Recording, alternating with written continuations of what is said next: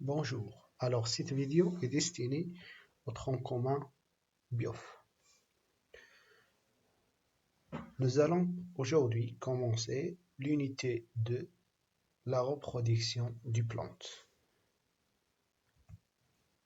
Commençons tout d'abord par une petite introduction. Alors, qu'est-ce que c'est que la reproduction? La reproduction est une fonction biologique qui assure le maintien, la multiplication et la diversité des espèces. Elle se fait selon deux voies différentes.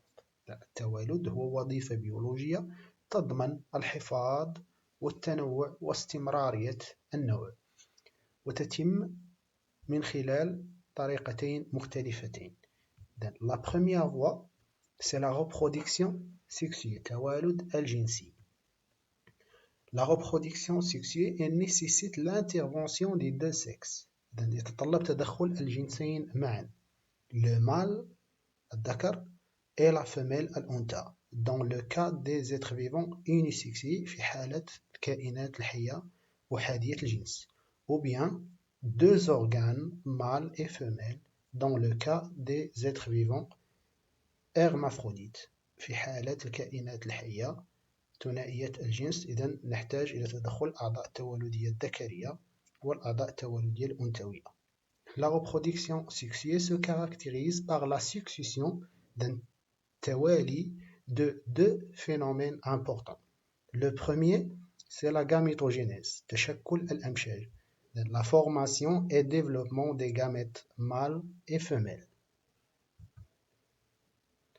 Le deuxième est la fécondation, al-irsab. Alors après la formation des gamètes, l'union des gamètes mâles et femelles, on l'appelle la fécondation, al-irsab, qui va aboutir à la formation d'un zygote ou bien un œuf qui donne naissance à un être vivant.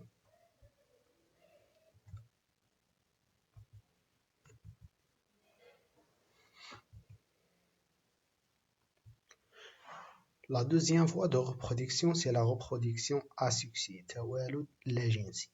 Elle se fait avec un seul parent. Alors, elle nécessite un seul parent, un seul individu. Alors, cette voie de reproduction ne nécessite pas l'intervention des deux sexes et ne fait pas intervenir ni gamètes ni fécondation. لا تحتاج إلى تواجد الجنسين ذكر والأنثى، تحتاج فقط إلى تواجد فرد واحد فقط، ولا تحتاج تدخل لا أمشاج ولا ظاهرة إخصاب.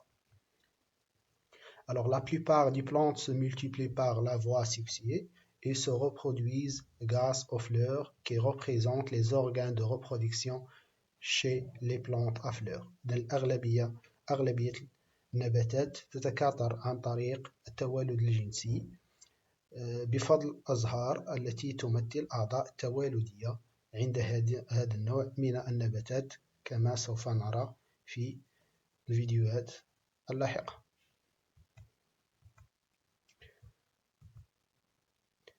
Alors, on distingue plusieurs types de plantes. Alors, la première catégorie ou bien groupe, ce sont les plantes à fleurs. On les appelle aussi des spermaphites ou bien des plantes à graines. Les plantes à fleurs, ce sont les plantes qui possèdent des fleurs.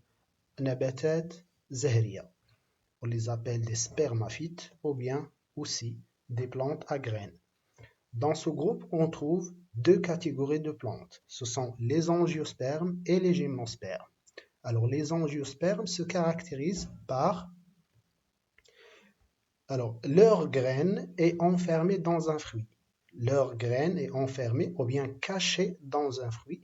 Donc, angiosperme en arabe, ça veut dire كاسيات البذور. إذا البذور تتواجد داخل الثمار. إذا مخبأة داخل الثمار على عكس les gymnospermes عاريات البذور. Leurs graines sont nues. إذا عارية ولا تتواجد, ne sont pas enfermées dans un fruit. Le deuxième groupe, ce sont les plantes sans fleurs, des plantes qui ne possèdent pas de fleurs, nabatat la zahriya. On les appelle des cryptogames ou bien les cryptogames. On trouve trois types de plantes. Alors, les algues, tahalib, les fougères, sargassiet, les lémus.